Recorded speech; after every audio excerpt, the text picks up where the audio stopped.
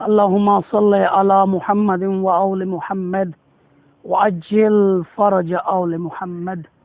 سادات مومنین، آج ہماری گفتگو ہے داڑھی کے بارے میں۔ آیا اسلام میں داڑھی کا رکھنا واجب ہے یا ایک مستحب عمل ہے؟ تو یاد رکھیے گا، اسلام میں داڑھی کا رکھنا واجب ہے۔ اب بعض لوگ جو اس کو سنت مؤکدہ سمجھتے ہیں، وہ یہ دلیل بیان کرتے ہیں کہ کیونکہ واضح قرآن مجید میں داڑھی کے بارے میں کوئی حکم نہیں آیا، تو اس لیے داڑھی کا رکھنا ایک سنت مؤکدہ عمل ہے۔ تو ایسے لوگوں سے میں گزارش کرنا چاہتا ہوں، قرآن میں ہر چیز کا ذکر ہے لیکن ہم اس کو سمجھ نہیں سکتے۔ قرآن کو سمجھنے کے لیے وارث قرآن کا سہارا لینا پڑے گا۔ جیسا کہ دیکھیں، قرآن میں نماز کا حکم ہے۔ نماز ایک ایسا واجب ہے جس کو ہر مسلمان دن میں 5 مرتبہ ادا کرتا ہے، لیکن کسی بھی نماز کی رکعت کا ذکر نہیں کیا گیا۔ اب نماز فجر کی 2 رکعت نماز ہے، تو یہ تعین کس نے کیا؟ معصومین علیہ السلام نے کیا۔ اسی طرح داڑھی کو واجب رکھنا اور اس کو منوانا حرام ہے، یہ فرامین معصومین علیہ السلام میں ہے۔ اس بات میں بہت ساری احادیث ہیں جس میں یہ حکم ہے کہ داڑھی کو رکھنا واجب ہے۔ رسول خدا فرماتے ہیں، اپنی شکلوں کو مجوسیوں کی طرح مت کرو۔ پوچھا گیا، یا نبی اللہ کیا مطلب؟ اللہ کے نبی نے فرمایا، جو میرا امتی اپنے چہرے پہ داڑھی نہیں رکھے گا وہ مجوسی ہوگا۔ دوسری حدیث میں ہے، اللہ کے نبی فرماتے ہیں، جو شخص داڑھی نہیں رکھتا وہ شخص فاسق ہے، اور کبھی بھی فاسق شخص کی گواہی کو قبول نہیں کیا جاتا۔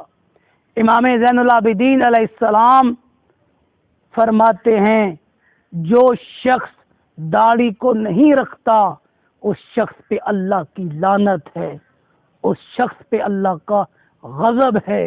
تو سادات و مومنین، ہم ائمہ علیہ السلام کے ماننے والے ہیں، تو داڑھی کا رکھنا ہر حال میں واجب ہے۔ اب سوال یہ کیا جاتا ہے کہ اس کی واجب مقدار کتنی ہے اور اس کی مستحب مقدار کتنی ہے؟ یاد رکھیے گا، واجب مقدار کا معین کرنا یہ عرف عام ہے۔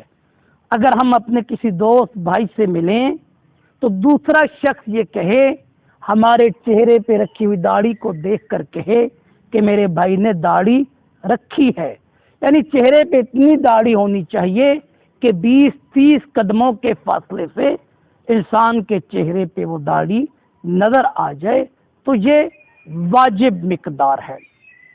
اب مستحب مقدار روایات میں ہے کہ انسان کے مٹھی سے باہر داڑھی نہ نکلے، یعنی مٹھی سے باہر جو داڑھی آئے اس کو انسان کاٹ لے۔ مٹھی میں جتنی داڑھی آئے گی وہ اس کی مستحب مقدار ہے۔ دوسرا سوال، بعض نوجوان دوست فرینچ رکھتے، فرینچ، تو یاد رکھیے گا یہ فرینچ داڑھی کے زمرے میں نہیں آتا۔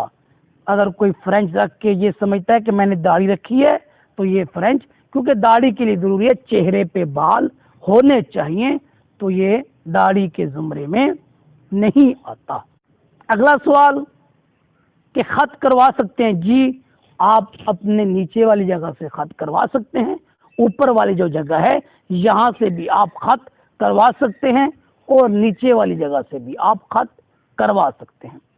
اب ہمارے بعض دوستان بھائی ایسے دفاتر میں کام کرتے ہیں جہاں پہ ان کی شرط ہے کہ آپ داڑھی نہیں رکھ سکتے، تو یہ ایک ایسا مرحلہ ہے جہاں پر دین اسلام نے اجازت دی۔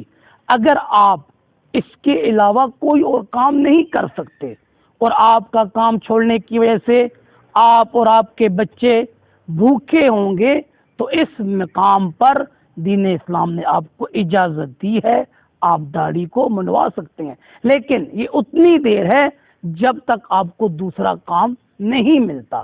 اگر آپ کو کسی دوسری جگہ پہ کام مل جاتا ہے جہاں پہ آپ داڑھی بھی رکھ سکتے ہیں، تو آپ کو پہلا کام چھوڑنا پڑے گا اور دوسری جگہ چلے جائیں جہاں پہ داڑھی رکھنے میں کوئی ممانعت نہیں ہے۔ اب اسی طرح ہمارے بعض دوستان بھائی جو غیر ممالک میں ہیں، وہاں پہ کام کرتے ہیں، اگر ان کے دفاتر میں داڑھی کو رکھنا پسند نہیں کرتے، کہتے ہیں اگر آپ داڑھی رکھیں گے تو آپ کو جاب سے نکال دیا جائے گا اور آپ کے پاس دوسرا کوئی بھی کام سرمایہ نہیں ہے، تو یہاں پر بھی یہی ہے کہ آپ اتنی دیر جتنی دیر آپ کو کوئی دوسرا کام نہیں ملتا، آپ داڑھی کو منڈوا سکتے ہیں۔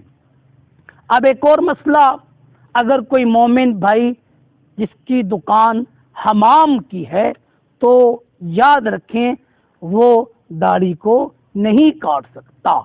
اس کا کسی بھی مومن بھائی یا مسلمان کے لیے داڑھی کو کاٹنا یہ ایک گناہ ہوگا اور وہ اس کی اجرت بھی نہیں لے سکتا۔ آخر میں دعا ہے خداوند متعال ہم کو احکام الہیہ اور دین محمدی پہ عمل کرنے کی توفیق عطا فرمائے۔